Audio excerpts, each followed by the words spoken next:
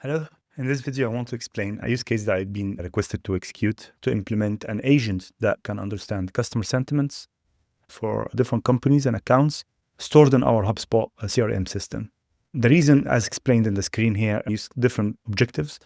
So as you see here, we want the customer sentiment analysis to feed into information that can be read by ChatGPT.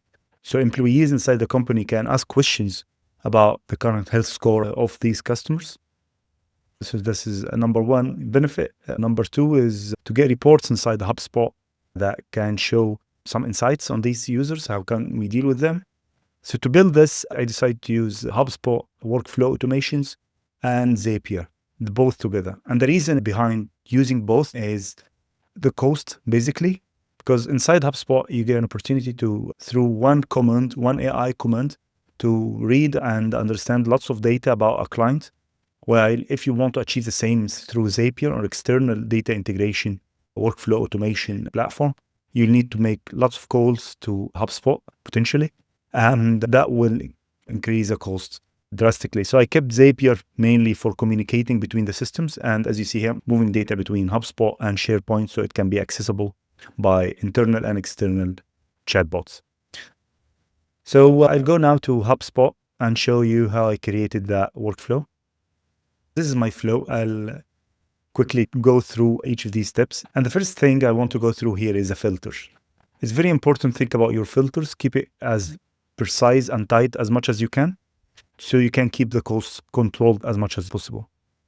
So the first thing here is I created custom parameters for our companies, accounts, customer sentiment, last update date, and customer sentiment band, and the reason for that development of that band. So I created these three additional properties for each customer. So as you see on the left here, my filter is I need to make sure that this process, that workflow didn't run that customer for a certain amount of time so that I don't run unnecessarily over one of these customers.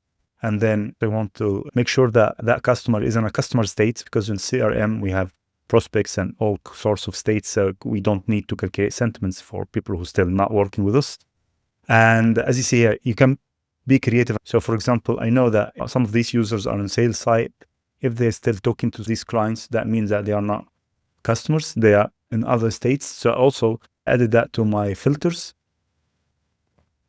And the last one here is again, adding an extra layer of tightness to make sure that I'm not calculating unnecessarily. So if there is no activity that's done with that account, there is no sense, there is no meaning in reassessing their sentiment. And that will be my filter. Every time that filter triggers, that account will be recalculated for sentiment analysis.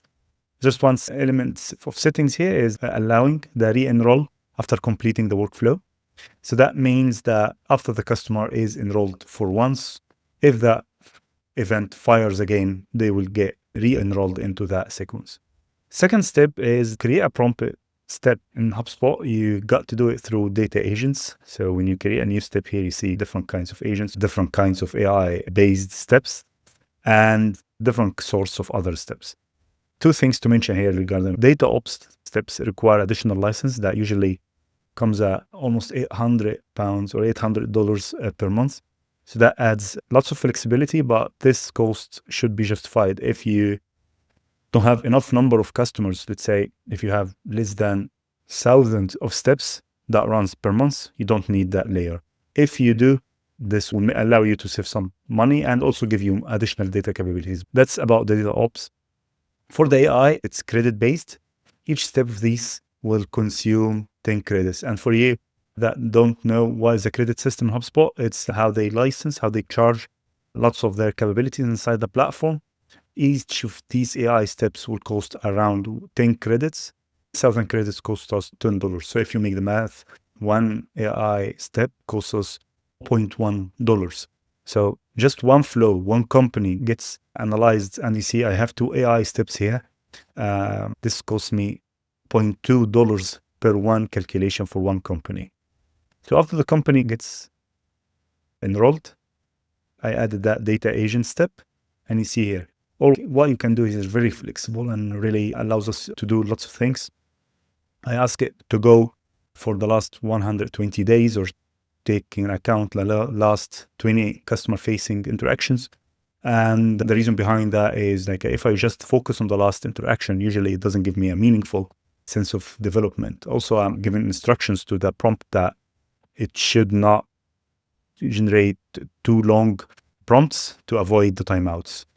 So based on the latest emails, tickets, replies, calls, gives us a sense of the development of that client across like the last 120 days or the last 20 engagements with us. And that will take me to the next step, which is like based on that sentiment analysis, I want to give that account a band. Is it a critical, at risk, neutral, healthy, or a champion state? So champions can be communicated by marketing for use cases or case studies, and at-risk clients can be managed by customer support or account managers to see what's not going perfect with them and fix that. So this is like the two AI steps. The reason I didn't combine them in one step is if you get one AI step or to produce more than one output, you will need a data aggregation step. And that is the one that will cost us $800 per month, as I explained. So to avoid that, I just created two steps. And then each of these green steps here will go and edit a record in HubSpot companies. So you see, like just updating the sentiment latest reason for development by that output that we got from that data agent. I do that for the list reason and the customer band. And finally, I update the date that that flow ran for that company. So next time it doesn't run until it passes a certain amount of time. And you see here, this workflow relies on workflows, sequences, communication, emails, forms, all of that coming just from the AI. And that is the amount of effort that just one data agent step saved me. Instead of going back and forth, communicating and collecting this information, now I have it in just one natural language call.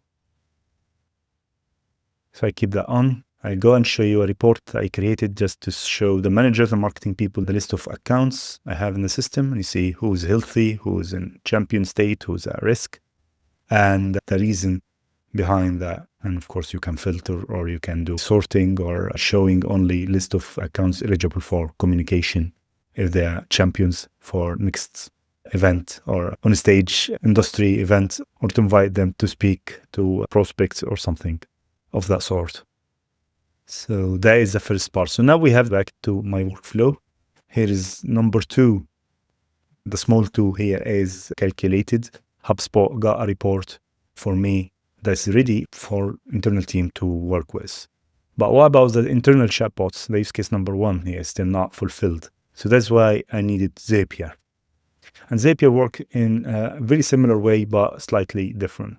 First thing is Zapier charges customers basically based on the number of tasks. So every time you run a workflow, if that workflow comprises different tasks, each task counts as one.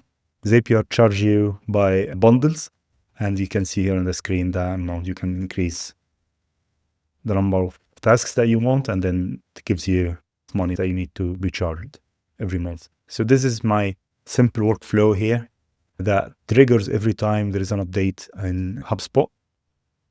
That tells me like every time the customer health score sentiment last time update is changed, that fire an event, and you can test that step by clicking on one of these customers here. So I quick carry on with one of these accounts. And the next step is going into an Excel file that I created inside my SharePoint and check if I have a row already for that account. So I'm searching for that customer using the company ID. If that account is not there in the Excel sheet, I'll go and create a new account. I'm just showing you here quickly how can you feed into a step information that you collected from another step. So here, the data coming from HubSpot, feeding that row inside Excel. And then I created a simple ChatGPT step that is using ChatGPT API key to just assign a score based on the band and the company details that we collected. See here, that is outputting me like a -4 based on a negative sentiment analysis that we got from HubSpot. And then I update the row inside my SharePoint Excel file. So you notice that I have a connection running with HubSpot and I have a connection running with SharePoint. Here you can see the connections that I have in my system. So I can have a connection to that Excel file inside the SharePoint. I have the connection for the ChatGPT account, the API key, and then a connection to HubSpot inside Zapier. If we go now to that SharePoint file to see if we got this data updated, and here we get like that automatically updated file. So why I kept that file here?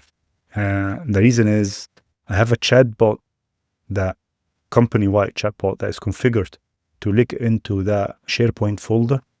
So the internal employees, they can get an answer from ChatGPT. And I can go and, based on the data in SharePoint, who are the customers that are currently at risk.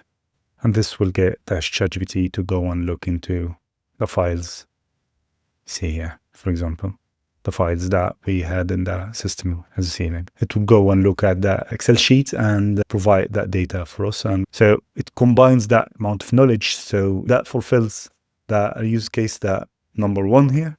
So users coming to ChatGPT gain data from SharePoint. The data in SharePoint fit into by Zapier workflows.